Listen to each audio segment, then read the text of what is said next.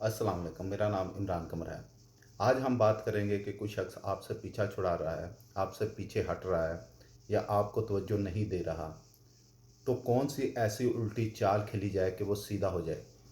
देखिए, जब भी कोई आपसे दूरी इख्तियार करता है या आपको नज़रअंदाज करता है, तो अक्सर उसकी वजह ये होती है कि वो आप पर अपनी मर्ज़ी मुसल्लत करना चाहता है। जब कोई आपको रोक देता है या आपका नंबर ब्लॉक कर देता है, इसका मतलब है कि वो चाहता है कि आप उसके पीछे जाएं, उससे दरख्वास्त करें कि दोबारा तलक जोड़ा जाए। यही असल में उसकी हुक्मरानी या डिक्टेशन है, लेकिन आपने उसे नाकाम बनाना है। उसके लिए मैं आपको चंद असूल बताऊंगा। पहला असूल है कि कभी भी किसी को ये इख्तियार ना दें कि वो आप पर हुक्म चलाए, और ऐसा तब ही मुमकिन है जब आप जज्बाती तौर पर मजबूत होंगे।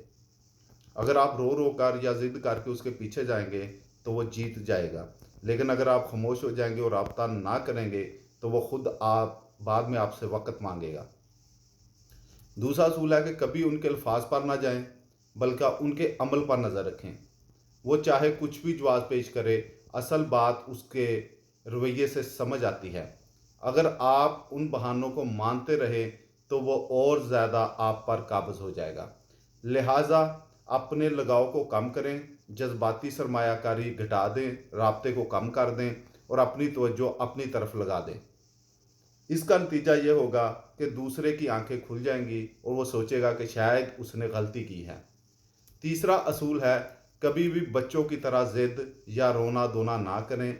जब आप जज्बाती तौर पर टूटे टूटे दिखाई देते हैं तो दूसरा शख्स आपको मामूली समझता है और आप पर खेल खेलता है।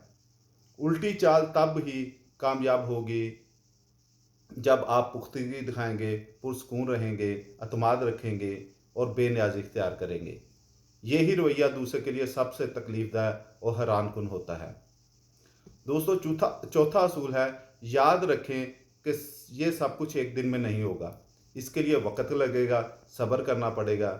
कई बार 6-6 7-7 महीने लग जाते हैं कि वही लोग दोबारा पलट कर आते हैं। अगर आप बेसब्र हुए तो दूसरा हमेशा आप पर हावी होगा। पांचवा असूल है, नफ्सियात कहती है कि जिस दिन आप पीछा करना छोड़ देते हैं उसी दिन दूसरा आपको नोट करना शुरू कर देता है। लिहाजा दौड़ना बंद कीजिए, खुद को बेहतर बनाइए, जिस्मानी तौर पर, जहनी तौर पर, माली तौर पर अपनी तरक्की जारी रखें। जब दूसरा देखेगा कि आपको उसकी परवाह नहीं तो वो खुद बेचैन होगा। उम्मीद है कि आपने इस गुफ्तगू से कुछ ना कुछ ज़रूर सीखा होगा। अल्लाह आप सबको खुशियाँ अता करे। अगर ये वीडियो पसंद आई हो तो इसे लाइक करें, शेयर करें और कमेंट में ज़रूर बताएं। अपनी राय का इज़हार ज़रूर दें और मेरे चैनल को सब्सक्राइब करके मेरे कबीले का हिस्सा बनिए। शुक्रिया।